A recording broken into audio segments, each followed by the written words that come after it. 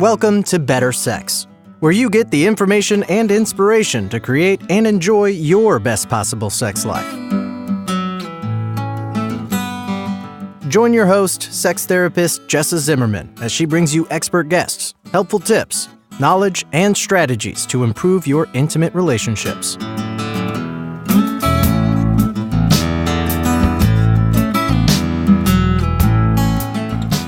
And now, your host, Jessa Zimmerman.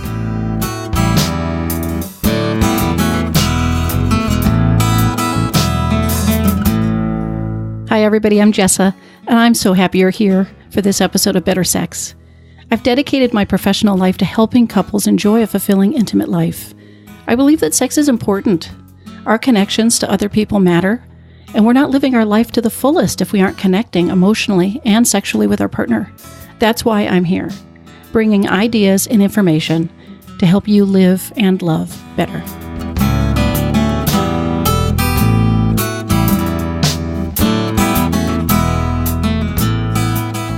I have a really interesting guest today. Our topic is compulsive sexual behavior or out of control sexual behavior. It's what a lot of people refer to as sex addiction. That's language that's out in the culture in a big way, but this is a little bit of a different view. This is a view of a sexual health perspective to the problem. And it's important. I mean, I get a lot of people showing up in my office talking about out of control sexual behavior, and sometimes it's one partner thinking the other person's behavior is a problem. Sometimes both people agree. Sometimes the person demonstrating the behavior is the one that's struggling with it. But it comes up a lot, and people have various reasons that they might be a little bit out of control with their behavior, some of which my guest is going to talk about in the episode today. But it comes up, people struggle, and I think it's a really important conversation to have. I'm really delighted to have Marc Gilmartin on the show. He's been working in this field for quite a long time, and he's really a specialist in it in the Seattle area. He's got the sexual health approach to it, which is involved in trying to help his clients determine what's healthy for them, and what their values are around sex and sexual expression, and then to work with them to achieve that. So he is a licensed mental health counselor. He's a AASECT certified sex therapist and a certified group psychotherapist. So he's got a private practice in Bellevue, Washington, and that's where he provides outpatient individual psychotherapy, sex therapy, and a therapy group for men with these sexual health concerns. In addition to working with people that have compulsive sexual behavior, you're going to hear him talk a little bit about working with men who are what he calls erotically conflicted. So they've got erotic interests or desires that don't integrate with the rest of their life, right? Their faith, their relationship, their family, their culture, things like that. So two sort of components to his work, the erotically conflicted and the compulsive sexual behavior. But either way, he's a great resource, and I'm really happy that he's here with me today.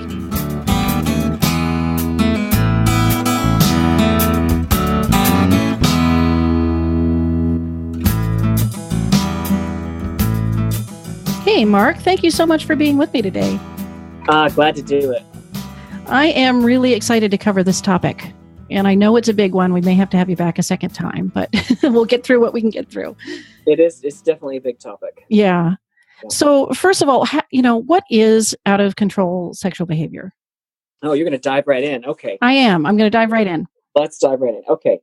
Out of control sexual behavior, in my mind, is when a person has some kind of consensual sexual urge or thought or behavior that feels out of control.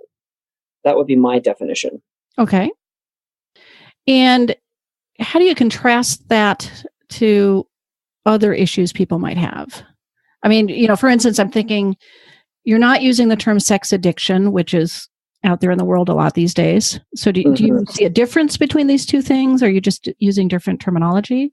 I do see a difference, although most clients will come in using that language. So I try to match the vernacular of what my clients approach me with.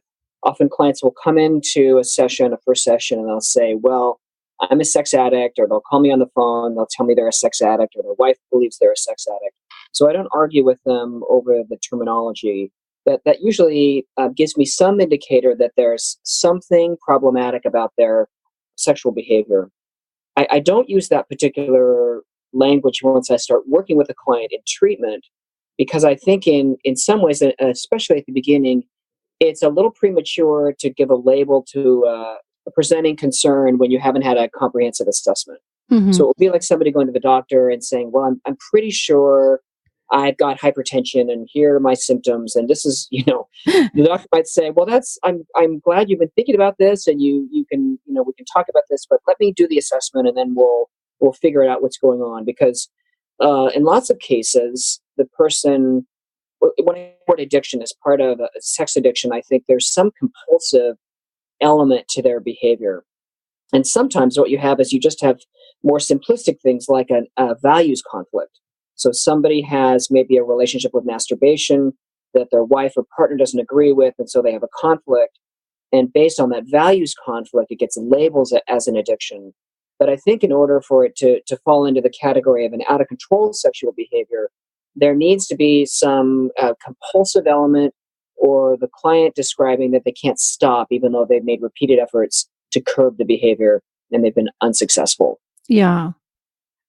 And then you specifically said consensual sexual Yes. urge or behavior. Yes. So Yes. do you want to just speak to the non-consensual or what you're excluding in this conversation?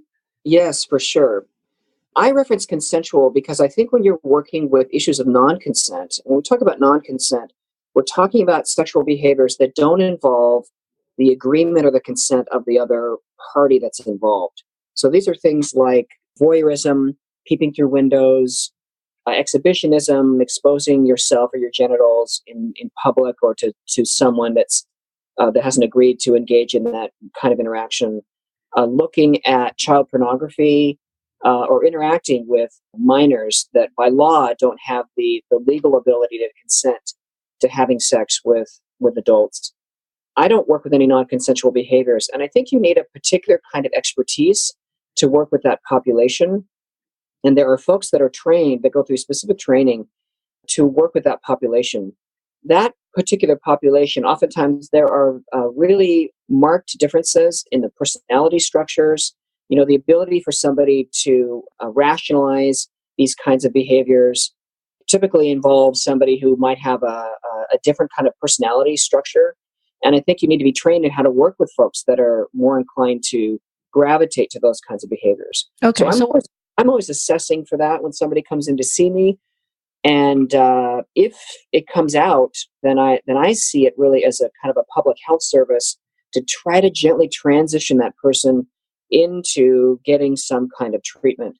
Now, if they haven't been adjudicated or court ordered or arrested, then oftentimes they're very reluctant to seek treatment on their own because in our country, we do not a really good job of taking care of folks that have non-consensual Yeah. sexual urges. Yeah. So a lot of people are they're in hiding. They don't want to have to risk losing their job or their marriage or their families.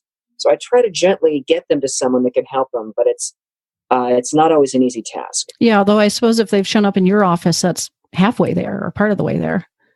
It's halfway there, yeah. And Yeah. again, one of the differences between an out-of-control sexual behavior model and a sex addiction model is that within the sex addiction umbrella, they actually include the non-consenters as well. So those folks are welcome. And so often as people come in thinking that they can get treatment, and with the right clinician, they would get treatment, I'm not sure that it's the most ethical or effective treatment. Yeah.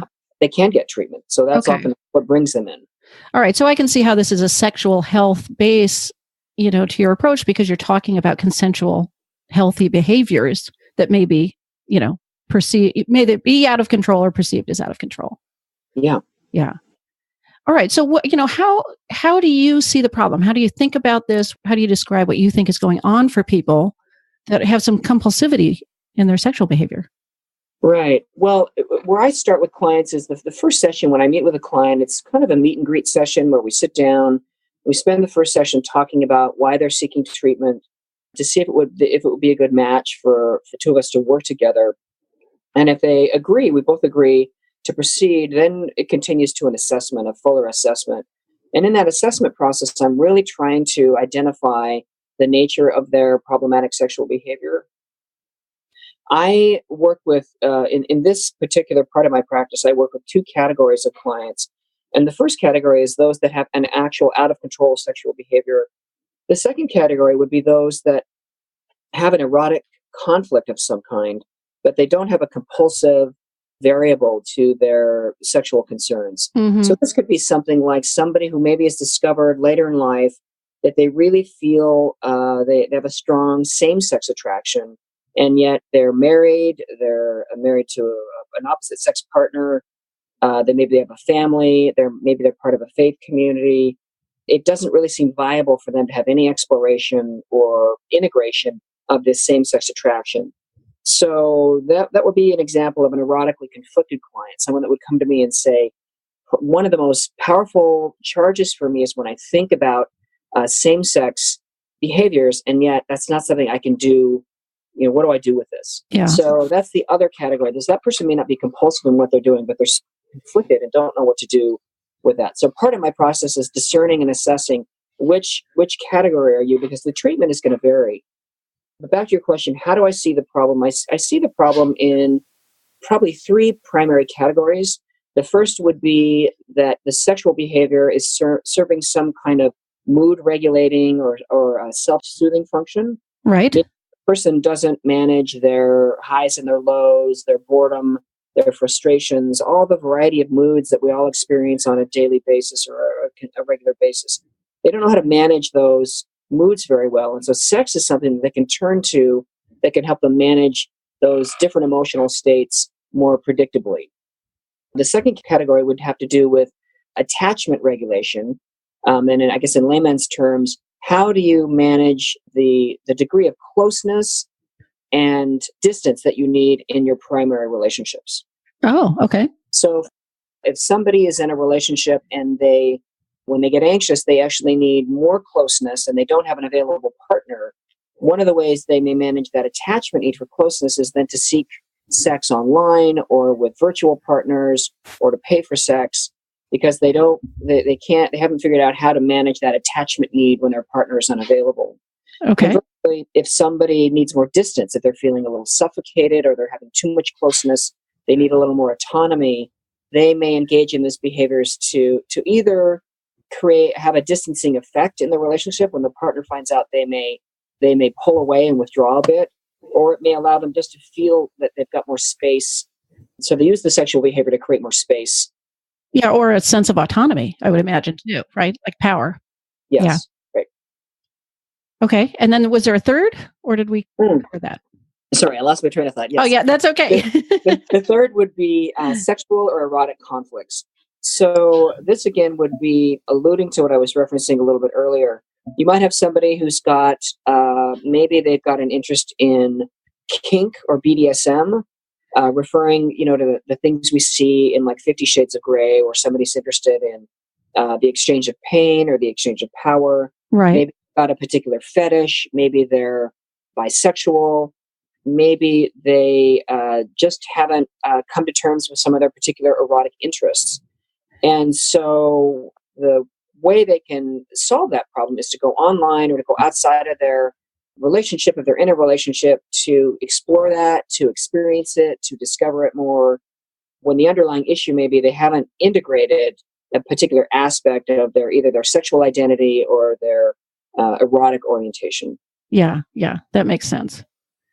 Okay. And I guess I can see how these are three distinct categories. There's not really a theme in here about how things become problematic.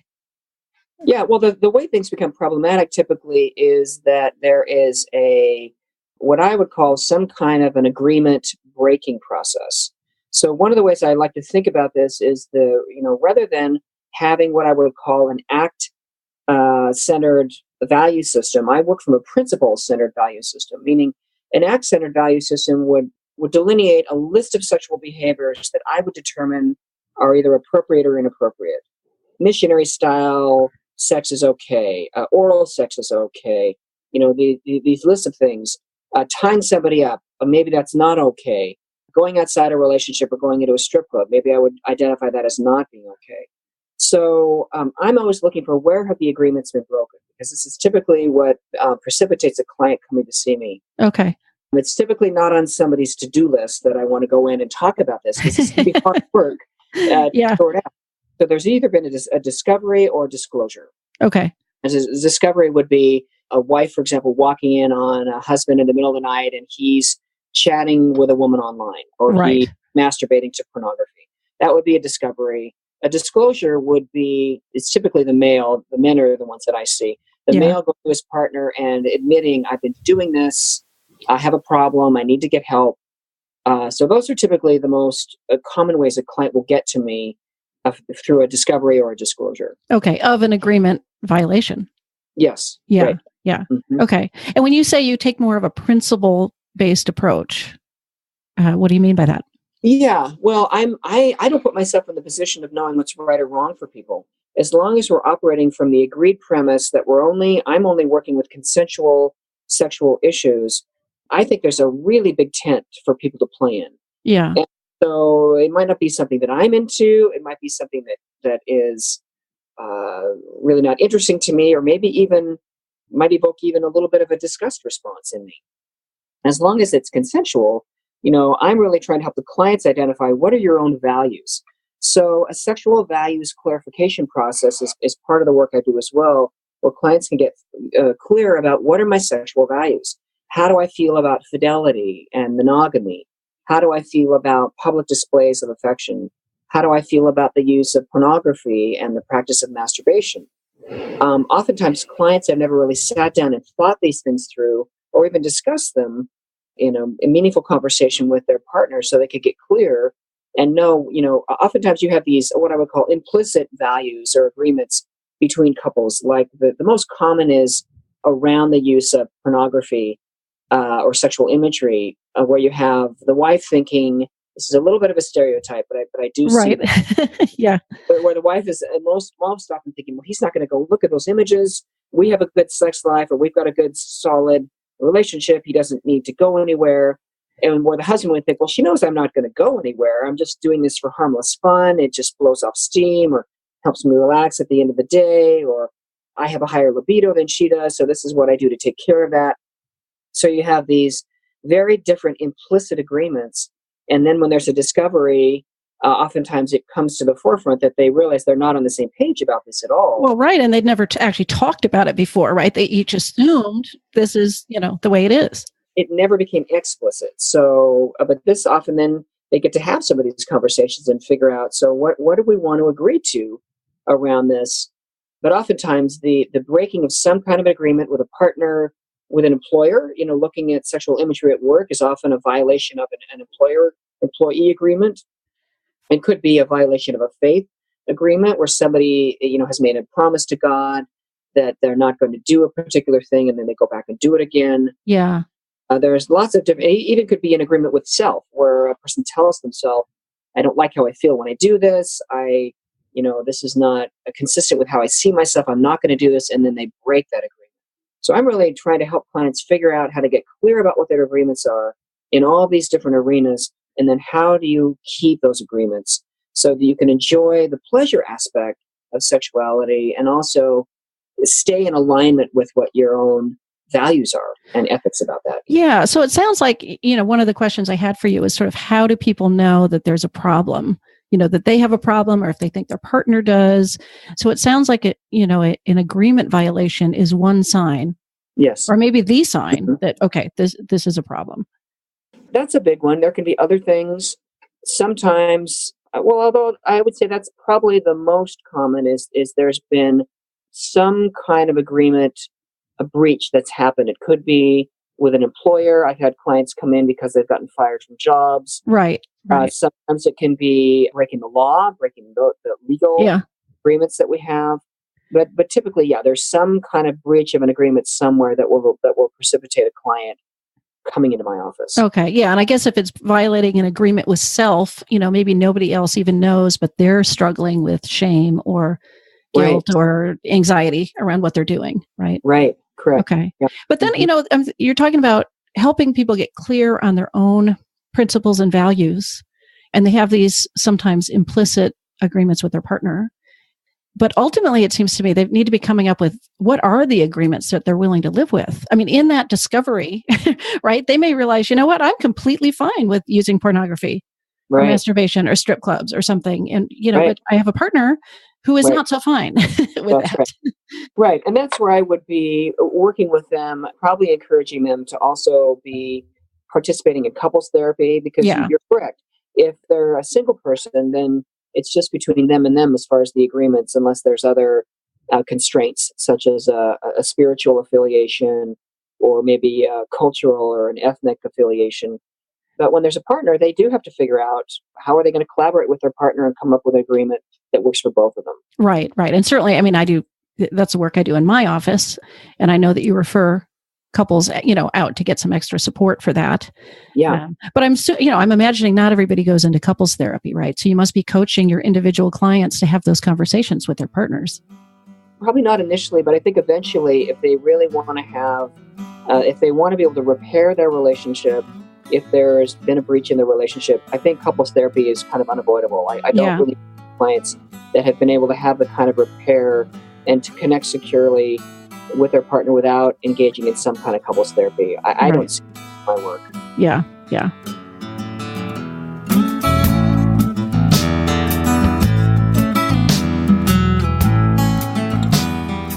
Hi, it's Jessa here, taking just a quick break. Thanks for listening so far.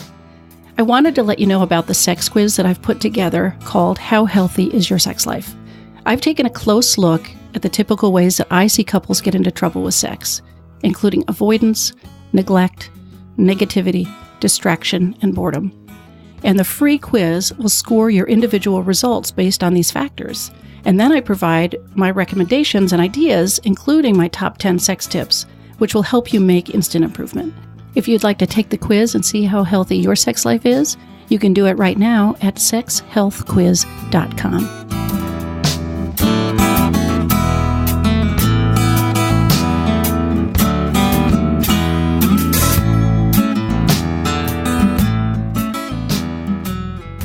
Okay, so once you've assessed somebody, first of all, that their behavior is consensual, and you know whether it's compulsive or not compulsive, how do you go on to treat them? Like what's I don't know if you've got a real process that you can sort of describe or give us an idea of how do you work with people?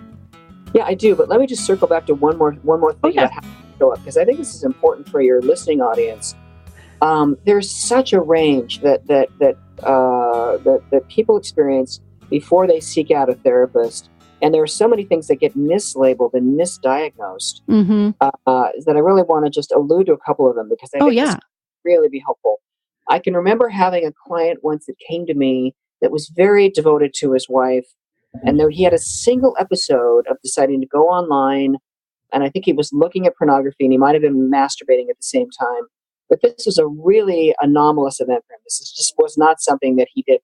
And the story, I think it will tell you how anomalous this was. He was in a kind of a public place in the home, and the wife went outside and was doing something and looked in through one of the windows and saw him and saw what he was doing.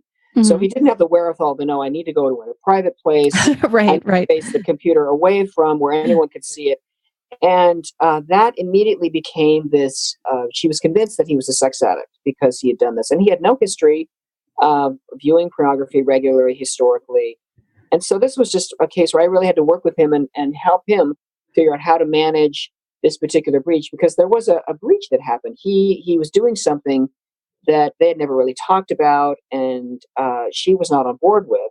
But there was no compulsivity. There wasn't even really an erotic conflict for him, because he was not invested in actually having that as an outlet. But that's one example of things that can get misdiagnosed. Okay. There's another case of a patient of a colleague of mine that was referred into therapy by his employer because he was caught going online, masturbating at work.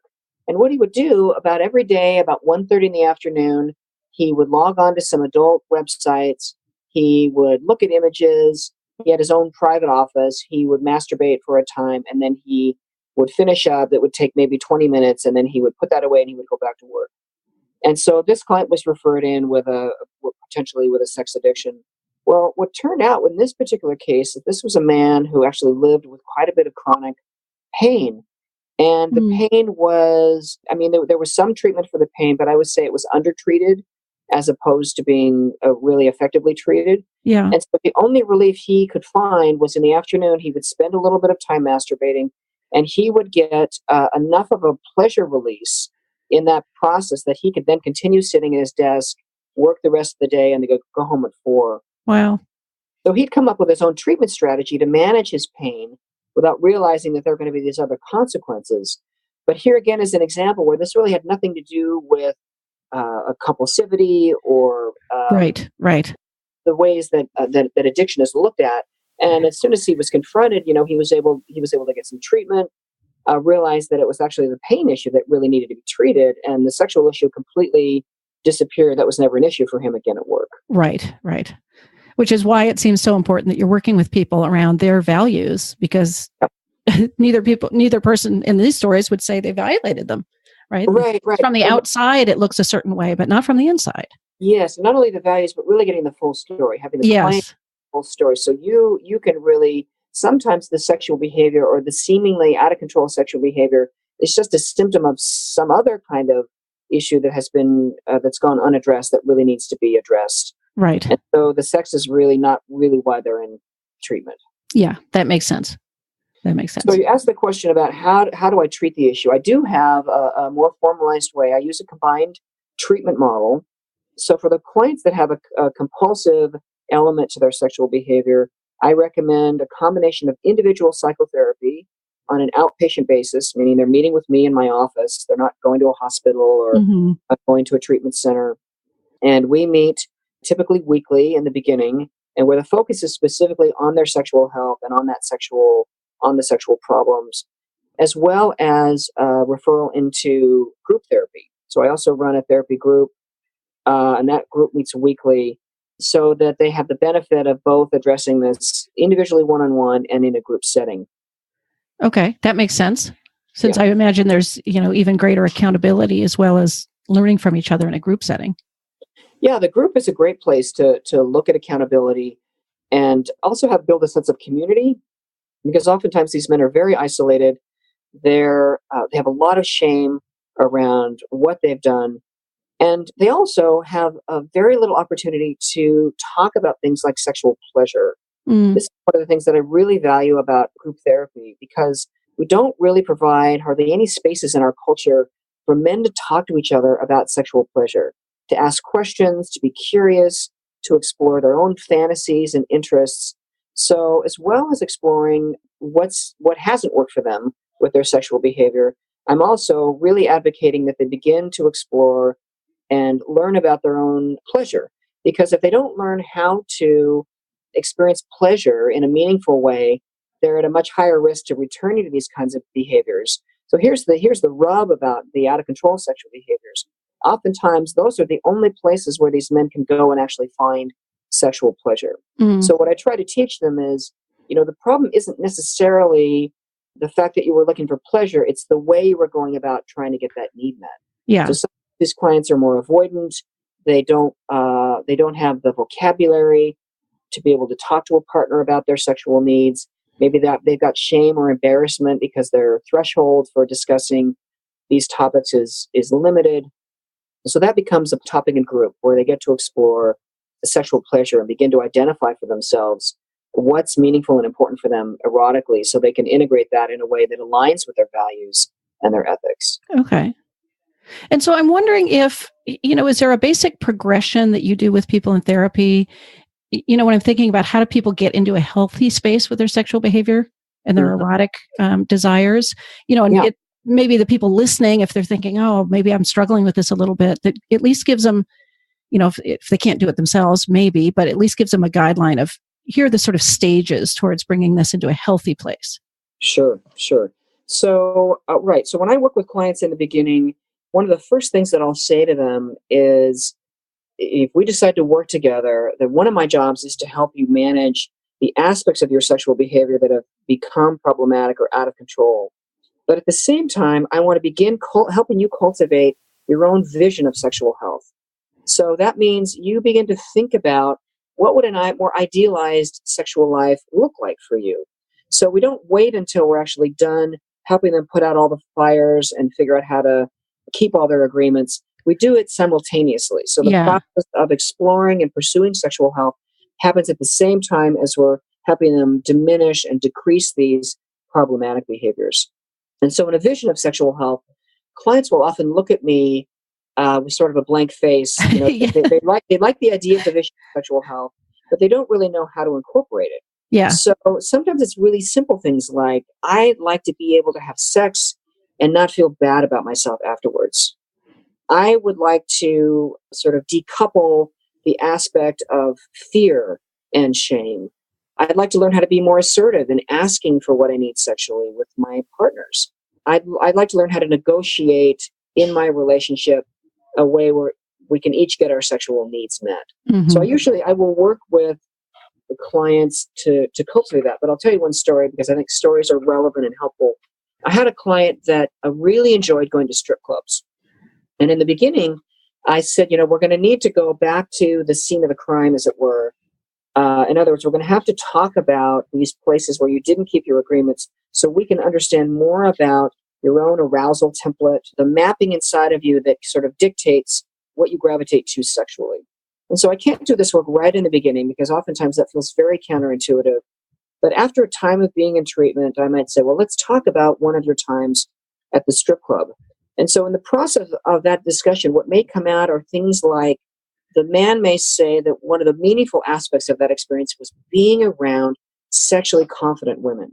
Mm. So the idea of being in a venue where women could be brazen and open and really just embody themselves and their sexuality was very arousing for him. So that was one component. A second component might be, in those clubs, the women often will pursue, they'll walk up to men, they'll initiate a conversation because they're trying to get lap dances and they're trying to generate income. But for many of these men, they get really tired of always having to be the pursuer or the initiator. And so to have a woman move towards them with sexual intent really is very meaningful and very erotic for them. They like being pursued. They like being the one who gets to be the object of desire, where somebody's moving towards them rather than them being in the masculine role or the male role, having to always take that on. So that's an example of how we would help populate a client's vision of sexual health. They might say, well, I really want to, I want to be in a relationship where I can support my partner feeling confident and vital and beautiful in her body, regardless of what our society's expectations or norms are about what regarding women's beauty. So that's an example of how I might help a client begin to populate their vision of sexual health. Okay. And then how do you start to work with people, or what can people do to minimize the problematic behavior, to sort of get control of that? Yeah, well, I think there's a couple of things. Some of my clients I will refer into 12-step programs. We've got 3 12-step programs in the Northwest: SA, which stands for Sexaholics Anonymous, SAA, which stands for Sex Addicts Anonymous, and SLAA, which stands for Sex and Love Addicts Anonymous. And they run from the more conservative to the more liberal. Okay. I have to say, as a disclaimer, the 12-step programs don't work for everybody. Yeah. Lots of folks have difficulty with the spiritual component of recovery programs, but for some clients, they can sort of take what's useful and leave the rest. But they're really, really good for what they do really well is the accountability portion. When you go in, maybe you go to a weekly meeting and you let the group know, how did you do over the last week? Here are the behaviors you're struggling with. How did you do over the last week? So they begin to have a sense of accountability and a place where they're reporting and letting people know. For clients that don't want to do that, I encourage probably weekly psychotherapy, and then we begin to work towards getting them into the therapy group, which also has an element of accountability where they make an agreement to disclose to the group if they've crossed one of their sexual boundaries as part of the group contract that they signed before entering the group. Okay. And so for somebody who may live in some rural place that doesn't have access to a therapist like you, so they could choose one of these 12-step programs. Yes. Right? Which of the 3 is the most sexual health based, that would welcome this vision of sexual health? Well, I think SA is the most conservative. They're the group that tends to draw more folks of a faith-based mindset and worldview, although I think they also promote sexual health in their own way. Okay. I guess I would say if you're looking for probably the last 2, SAA and SLAA are going to be probably the least rigid. They're going to allow you to define your own definition of sobriety, whereas SA will define sobriety for you. Okay. Also, there's lots of great online communities. There are therapists that will actually do distance work. So if you're in a rural community, they'll work with you over the internet. There are online support groups, and there are 12-step programs that you can access via the phone or via the internet. So given the great technology we have nowadays, even in rural areas, people can actually get a decent amount of support, although it may not be in person. They can still get support via technology. Okay, great. And any particular books that you recommend for lay people to support their journey in this? Great question. You're throwing me a little bit of a curveball. I am. And if you don't have one at top of mind, I mean, you can send me links and I can put it in the show notes if you know of any. One of my colleagues, Doug Bon-Harvey and Michael Vigorito, wrote a great book called Treating Out of Control Sexual Behavior, Rethinking Sex Addiction. But it's really written for a clinical audience. It's an academic text, and it can be a little cumbersome for some folks to try to wade through. But I've heard that they're actually in the process of writing a version for lay people. So okay. That I think will be coming out hopefully in the next year or two, so that there will be resources. And I'll give your question some thought. I don't tend to, the way that I work clinically, I tend not to refer clients to books, at least in the beginning, because oftentimes the books get ahead of where the clients are in their own process. Yeah. And I'm really a believer in trying to stay at the stage of readiness that my clients are at. And so if, the books tend to be a little more comprehensive from beginning to end. And oftentimes clients are so overwhelmed with the kind of the disaster they're in the middle of trying to repair that it's all they can do really just to get to the sessions and be present in the sessions and begin to prepare for group. It's really enough for them. They don't really have bandwidth to do much more than that. That makes sense. Yeah. Okay. So the last question is, how can people learn more about you, or what do you want to share about your own practice or resources? People can find me online at marcgilmartin.com. That's Marc with a C. And I guess what I would say is the only clients that I'm really working with right now, I'm a certified sex therapist, but I really, the clinical work that I really enjoy doing the most is working with both the out of control sexual behavior and the erotically conflicted clients. So if you're in one of those categories, I'm happy to chat with you and potentially meet with you and see if it would make sense. I oftentimes have a wait list, or sometimes my wait list gets full. So sometimes if you're really interested in working with me, sometimes you have to have a little patience. And sometimes clients don't have the time. There's more urgency because there's been a discovery and they can't wait. But I had a client once that contacted me and he waited, I think, a year. Wow. He contacted me. It's about a year later, and I said, "Oh, nice to hear from you." He said, "I still wanted to come in." I said, "Wow, you are one patient man." I said, "Yeah." Based on my schedule, so he came in and we did some great work together. But that's great. I just have to let people know sometimes you have to be a little patient. Yeah. And I do want to throw out there, I assume women struggle with some of this too. You just happen to treat men, right? Yeah, women do as well. I think less so. I think it shows up a little bit differently for them, but I think it's a new area where we need more research. We need more therapists that are trained to work with this population.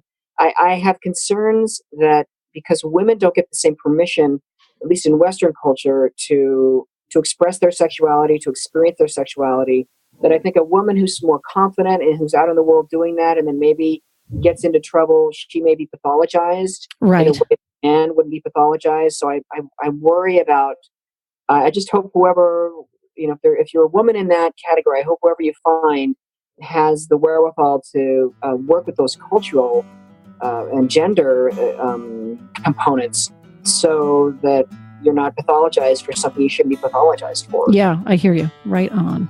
Yeah. Well, great. Thank you so much for this. I feel like it was just jam-packed and maybe we only scratched the surface, but I really appreciate you being here today. Happy to do it, Jessa. Great. Thanks. Okay.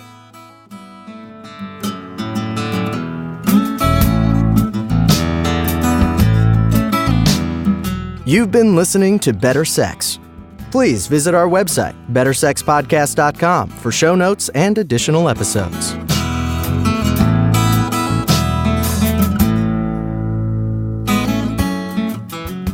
Thank you so much for listening. I hope you enjoyed the show.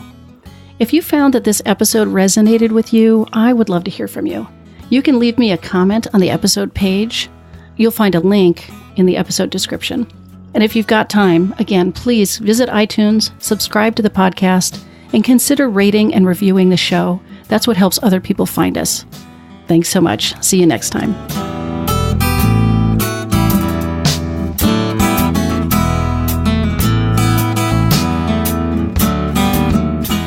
Our theme music has been composed, recorded, and provided by Rick Ruskin, courtesy of Lion Dog Music.